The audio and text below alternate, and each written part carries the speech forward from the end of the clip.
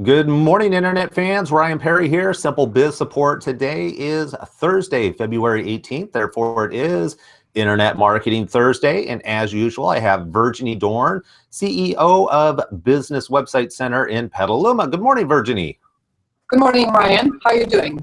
I'm doing great, thank you. We had, it was kind of interesting. I was driving to work today in the sun and it was raining. So it reminded me of Hawaii, even though I've never been to Hawaii, but I understand it rains while it's sunny out there quite often. Yes, it's doing bad in Petaluma right now. Actually, it's raining and sunny at the same time outside. Funny. It must be moving north because all I have is sun right now. So that's like a trending topic, I guess, is going to be the rain and the sun because we don't get that very often, which kind of ties into exactly what we want to talk about today, which is Google Trends. It's one of their cool free tools that is available out there to show you what is basically trending, but we can use it for so much more than just what the name implies. True.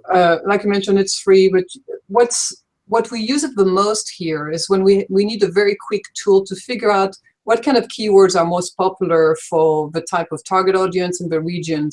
A good example would be, do you want to use the word lawyer or attorney? What works better if you're only trying to target California, for instance? So Google Trend is great for that, and it's super easy to use. Of course, there are more advanced analytics out there, which costs money. You will have to hire an internet marketing person like yourself in order to get those full, complete data. But if you need a quick search of what's trending, for the kind of keywords you want to implement on your website, Google Trends is the best and most recommended tool out there. Yeah, and you hit on a couple of different things. One is the fact that if you want to find out which word is more prevalent, you can actually do a side-by-side comparison.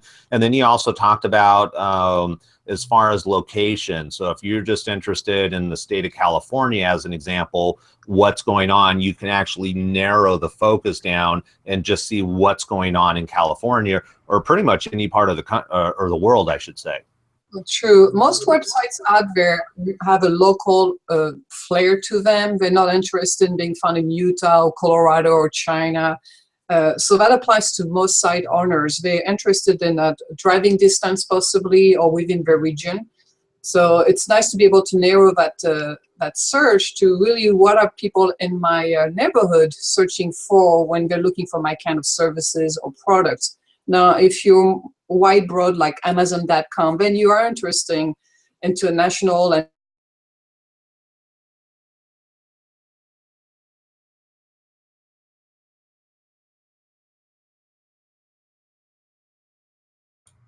Looks like Virginie froze up.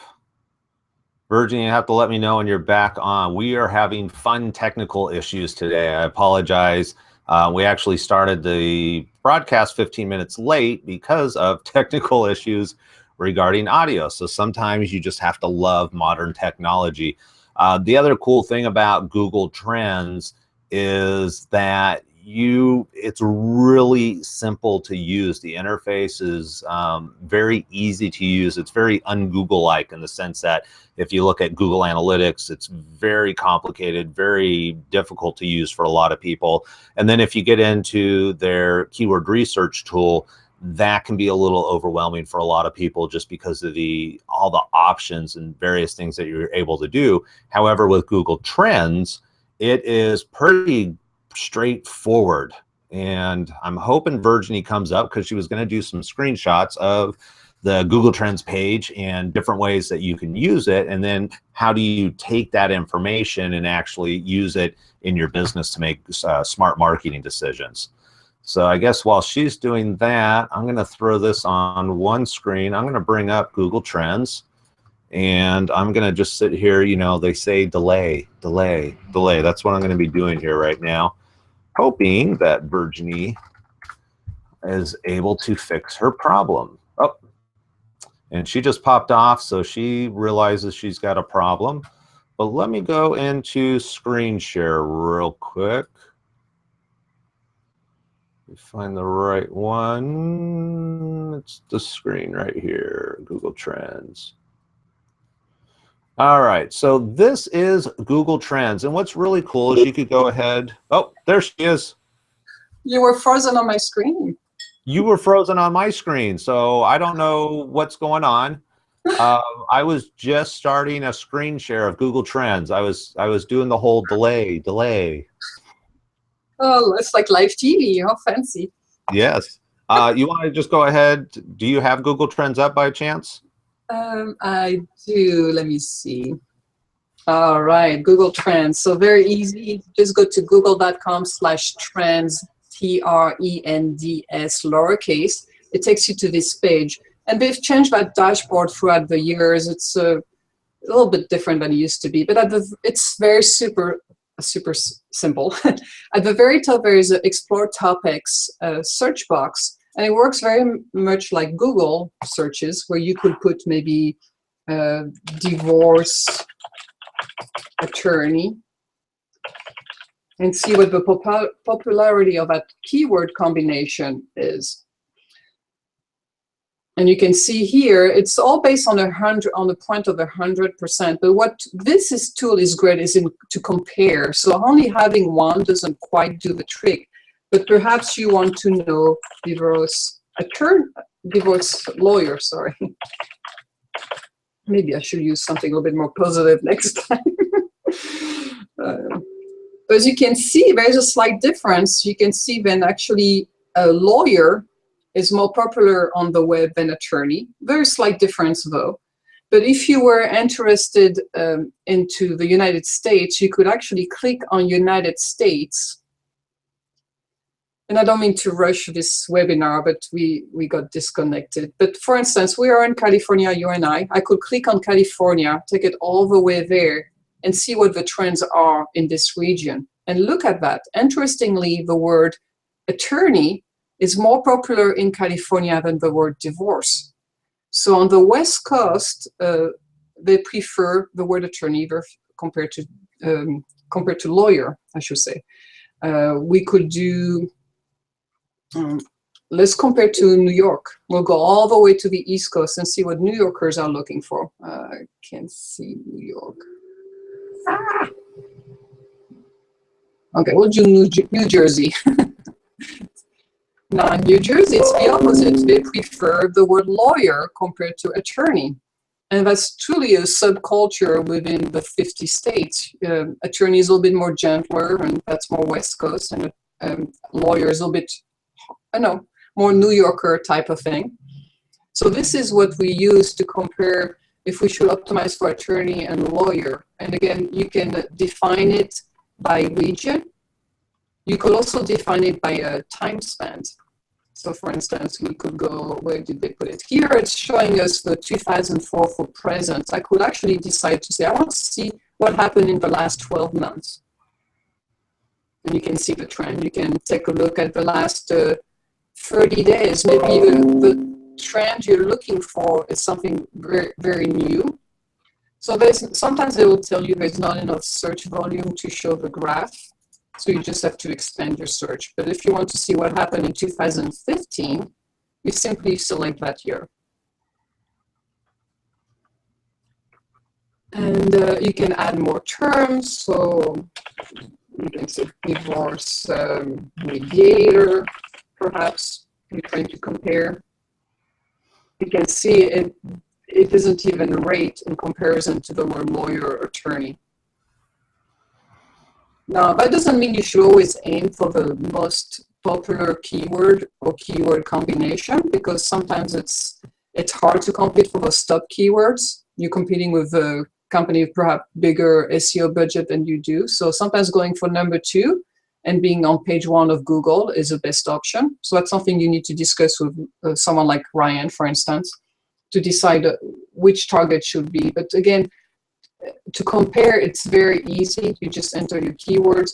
You also have to think in terms of your audience and the type of keywords they would be looking for. So try to stay away from industry-specific terms. For instance, dentistry versus the word dentist. Dentist is something someone will be searching for, while dentistry, though is something you use in your office a lot, might not be something someone is looking for on the web.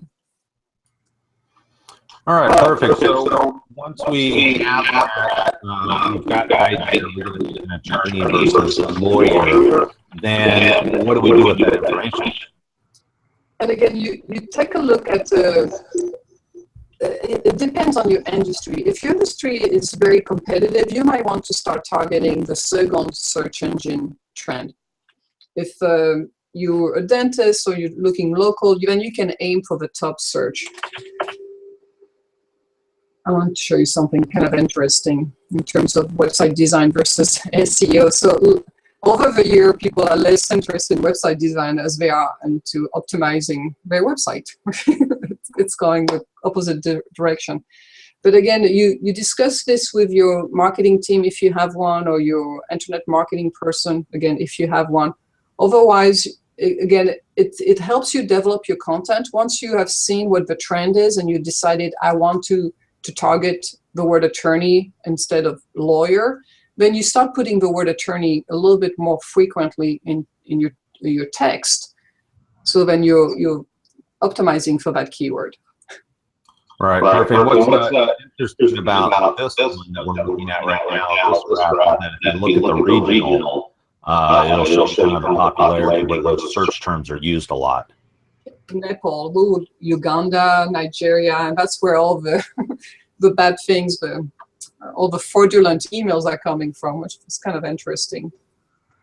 If you look at the US, again, just make sure you get to the region that interests you, either the whole USA if you're going nationwide, or your state. So if you're interested in Colorado, because that's where you are, you will use the word Colorado.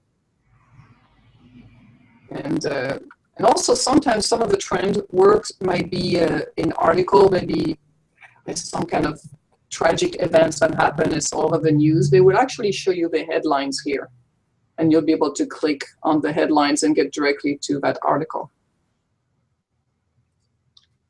And that's about it on Google Trend. It's super easy. You just have to remember to go to google.com/trends and play with it.